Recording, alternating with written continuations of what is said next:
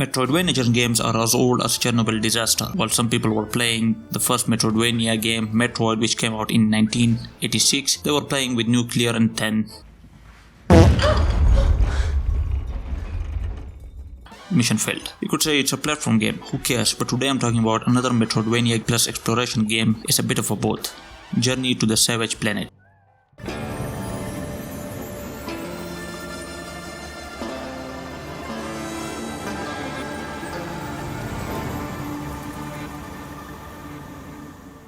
It's No Man's Sky, but limited to one planet, no spaceship, and not based on lies. You are an explorer who works for Kendrick Company. Your job is to find suitable planet for mankind to fuck up. Your character wakes up in a spaceship which has crashed on the planet called ARY-26, after which you will choose how ugly you want to be. You'll see weird ads on the TV which could be one of the reasons why you left Earth. Anatomically reconfigurable nanoblasters simulate a virtually unlimited number of foods and beverages in your mouth and straight into your stomach. Once you get out of the spaceship, the time for exploration starts and you will have AI who will help you on your journey. Your objective is to fix and find fuel for your spaceship, but amidst all of this you will discover signs of intelligent being on the planet. That's basically it.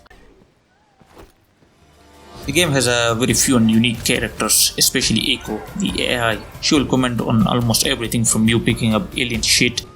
Oh, cool!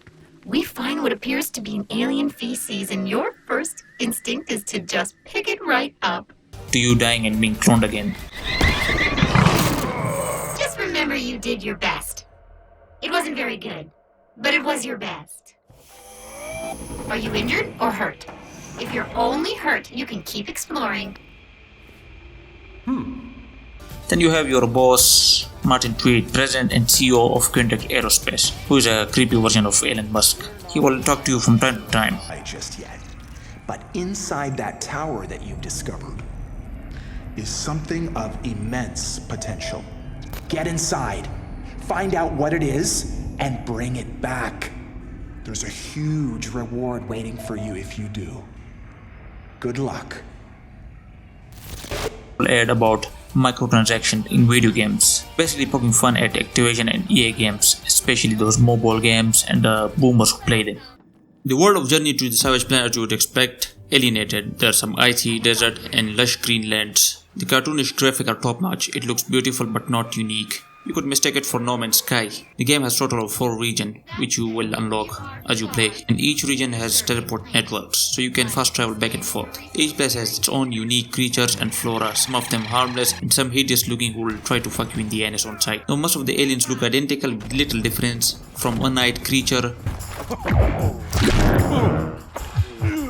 to hallucination plant that fart every 2 seconds.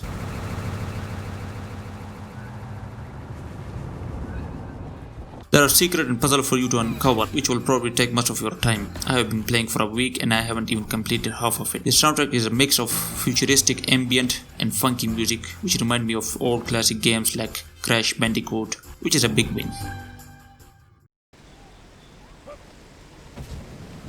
Now, other than fixing your spaceship and finding the secret of the planet, you'll have quite a few side missions. You have to collect stuff, scan every alien and plant for example, and science experiments. Although I had one fucking problem with the missions, and that's the navigation system. The campus bar is a pain in the ass. Whenever you are following certain mission, you'll most likely end up at the wrong damn place. Then you have to go all the way back and try to figure out where the mission is. It's total mess. Do I go up or down, left or right, Tris or Yennefer? It's a disappointment. Players should be able to go to their next objective without getting lost like 5-year-old baby. Also, there are some boss battles which I will come to later. Before you start the game, you will be introduced to 2 modes, normal and old game minus, which offer limited lives, track time, and save data will be deleted if you fail or complete the mod. I started with normal because I like to stay normal. The gameplay and combat is very simple and straight to the point. You have health and stamina at the top right corner, which can be increased by finding orange goo. You can sprint, jump, slide, zipline or zip coaster, but most importantly, kick and punch these fuckers to their death. and it works, but sometimes it feels clunky and doesn't do what you are supposed to do. You just have one gun, like what the fuck? How do you send this homeless looking guy on such big mission with just only one gun? Did we sell all the weapon to the terrorists? At least give me a shotgun. Talking about guns, the combat is shite and slow. You will be shooting all your rounds, none of the shot will hit the target unless the target just stays still. As you progress, you will get throwable objects that you can get from plants and etc. like binding bile to jump higher or bomber grenade to blow up shit. But wait, in order to hold these precious items you need to upgrade. That's why you have a 3D printer in your space. Yes, it's not just for making dildos. There are 5 categories like weapon, gear and other items, each with their own skill tree. You will need different elements such as carbon and silicon, which you can get throughout the world to upgrade your suit and weapon.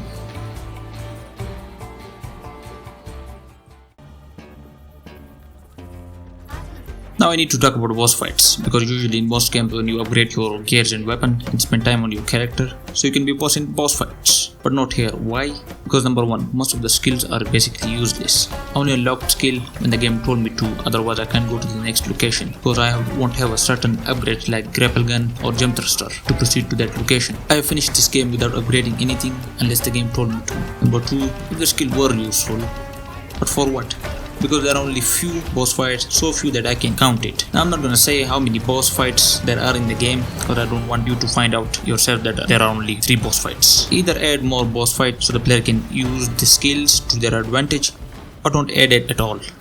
Overall, the game is fantastic and fun. If you want, you can play co-op with your friends. I wish they did some more of these boss fights. The world is beautifully crafted with cute and ugly aliens. The comical aspect was the selling point for me. I really enjoyed this game, despite having issues with direction and combat. The only time that would bore me is when finding the next objective. Other than that, it was entertaining. It was worth it looking at the price of the game, which is less than $25. I would give this game 7 out of 10. Now if you guys enjoyed this review, I would like you if you could guys, subscribe. Appetite. Ouija burger is not responsible for any medical problems arising from digestive system failure. What are you looking at, you sick perv? Wedgie.